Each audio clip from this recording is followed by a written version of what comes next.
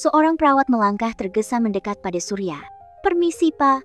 Bu Asti mengalami pendarahan hebat. Dr. Farida meminta Bapak untuk segera ke ruangannya." Kamila yang tengah bersandar, sambil mendekap bayi yang baru dilahirkannya, sontak menegakkan badannya. "Bu Asti siapa, Sus?" Nanti aku cerita sama kamu, Mil. Aku pergi dulu." "Ya, aku janji akan segera kembali." Surya meminta perawat yang membantu persalinan Asti, wanita yang dinikahinya secara diam-diam, dan di hari yang sama juga telah melahirkan seorang anak perempuan sama seperti Kamila, istri yang dinikahinya secara sah, untuk segera meninggalkan ruangan. Kamila mematung menatap punggung suaminya yang menghilang di balik pintu. "Asti, kenapa namanya sama?" Tak lama berselang seorang perawat lain datang, membawakan makan siang untuknya.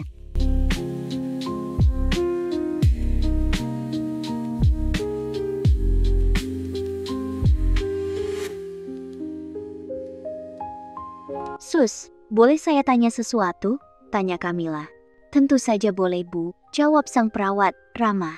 "Sus terkenal dengan Dr. Farida?" Perawat itu menganggukkan kepala.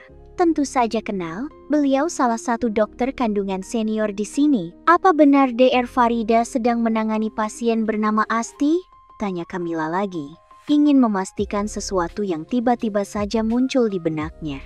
"Benar, Bu. Kebetulan teman saya, Suster Mira, yang mendampinginya," jawab perawat dengan nama Lastri tersemat di dadanya, sambil mengganti cairan infus yang sudah hampir habis. "Apa Bu Kamila kenal dengan Bu Asti?" tanyanya kemudian. Kamila menggeleng ragu. "Tapi namanya seperti nama teman saya, kebetulan dia juga tinggal di daerah sini." Lastri menghela napas berat. Kasihan bayinya kalau sampai Bu Asti tidak tertolong, ucapnya terlihat iba.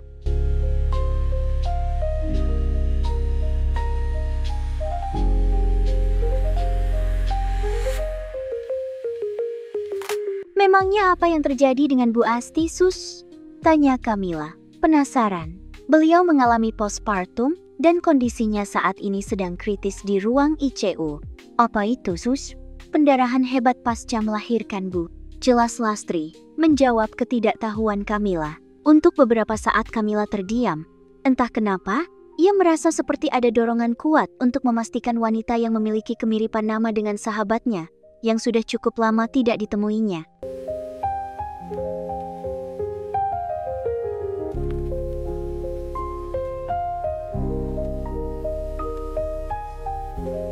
"Sus, boleh saya titip bayi saya sebentar? Saya ingin memastikan kondisi Bu Asti. Khawatirnya dia benar sahabat saya, Kaisan. Dia sudah tidak memiliki keluarga." Kamila menggeser tubuhnya ke sisi ranjang. "Tapi Bu, kondisi Bu Kamila juga belum sepenuhnya pulih."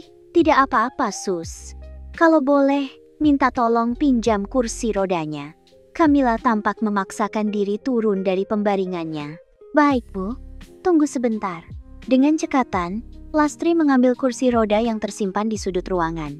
"Saya titip sebentar ya, Sus." Kamila menyerahkan bayinya, lalu bergerak cepat menuju ruang ICU di mana sosok perempuan bernama Asti tengah berterung dengan maut dalam pelukan suaminya.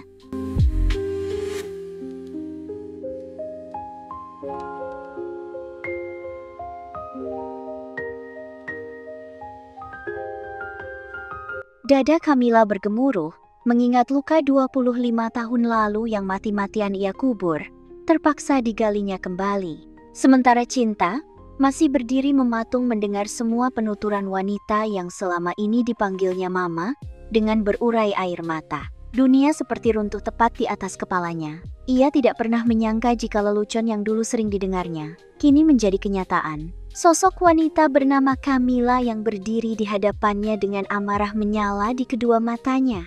Ternyata benar bukan ibu yang melahirkannya. Di sebelahnya, Surya tampak tidak bisa berbuat apa-apa selain membiarkan istrinya membuka kembali luka yang selama ini dipendamnya.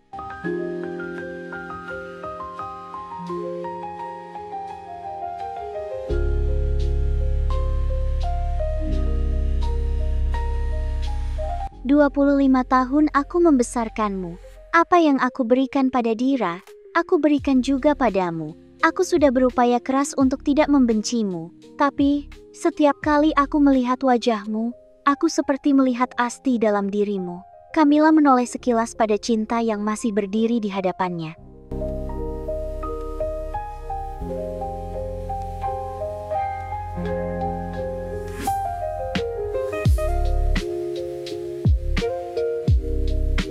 Dulu, ibumu boleh saja mengambil ayahmu dariku. Tapi sekarang, aku tidak akan biarkan kamu melakukan hal yang sama terhadap Dira. Sudah, Ma. Jangan bawa-bawa Cinta pada situasi kita dulu. Dia tidak tahu apa-apa. Tidak seharusnya Mama menghukumnya dengan kesalahan yang tidak dilakukannya. Surya memohon pada Camilla untuk tidak terus menekan dan memojokkan Cinta pada situasi yang tidak seharusnya ia rasakan.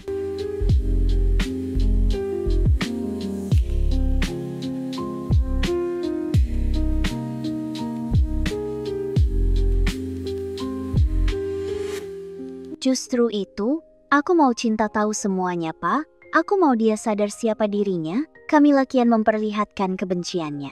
Jika bukan karena belas kasihanku, mungkin hidupmu tidak akan berbeda jauh dengan ibumu, besar dan berakhir di panti asuhan. Sambungannya ditujukan pada Cinta.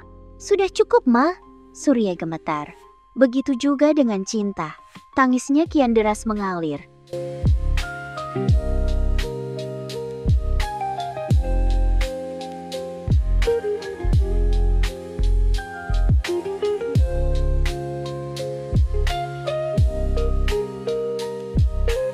Maafkan ibuku yang sudah membuat luka di hidup Mama.